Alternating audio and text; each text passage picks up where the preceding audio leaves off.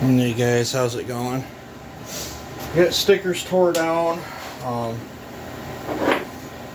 The crank, that full circle crank, looks like it's holding up fine. I see no discoloration in there at all. Got wood chip in there. Looks pretty good. Getting a pretty decent wash pattern. I can tell my primaries are coming on first, and I'm doing that for scavenging reasons. This side's still looking pretty good. I'm gonna put lines in now. Don't freak out when you guys see the damage there. I don't know if you can see that or not, but this piston gotten damaged either before the dyno pulls or after the dyno pulls. I'm not sure which. I think it happened when we had the pipe on there. Anyway, I cleaned up the piston the best I could and cut them grooves in there, and from what I can see, I have no new material piling into my grooves, so I don't think it's any worse than it was when I cut the grooves in there. But I'm going to lighten this thing up some more, and I'm going to cut grooves on the other side, and we're going to keep on keeping on. I'm going to try to get another few grams off this thing. And, I think I'm going to lighten up the wrist pin too. But figured I'd show you guys the port work on it. I don't think I have. There's the intake. It is lunged. Here's the exhaust. Nothing crazy, but it does, from this point on, it does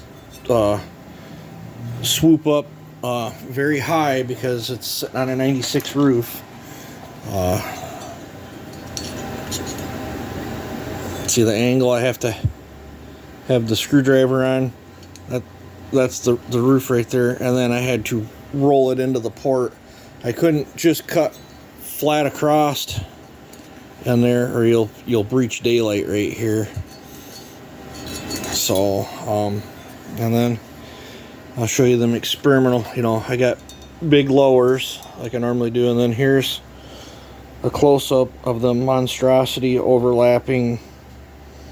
They're progressive overlapping upper transfer. I don't know if you guys can see that or not. The downside of doing that is the bridge that's right here on this one. I'm less than 30 thousandths right there of ring support. So I've got like 30 thousandths of Nikasil that's stopping them rings from dropping into the port and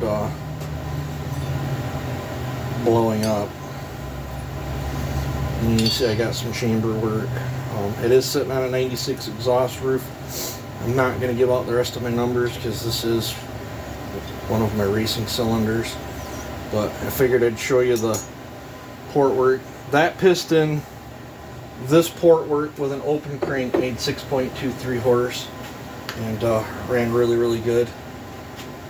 I'm going to next steel the top end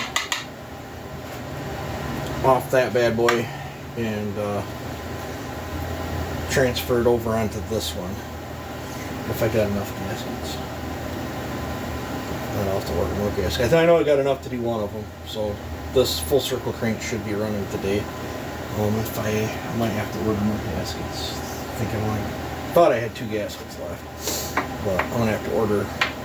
I typically keep 4910 gaskets on hand because I'm always striving to do better on these things. But that's the port work on this thing, and I'll probably flip and flop carbs to see which carb works better too.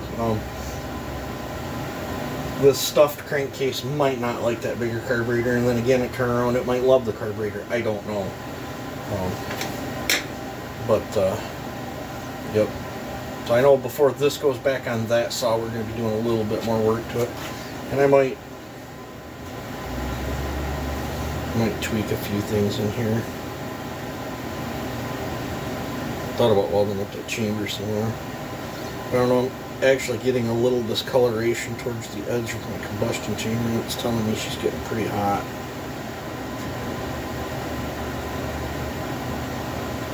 So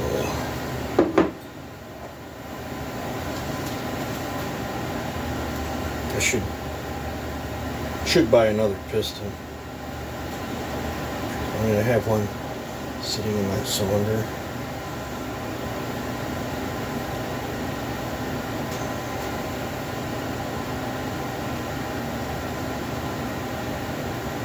I don't know. It doesn't look any worse, but I don't know if I'm going to race or fire with it. I just know most of the time when you jack a roof up like that on a little tiny saw, you get something that screams to the moon and then just falls on its face in the cut, and Stickers does not do that. Defies all logic.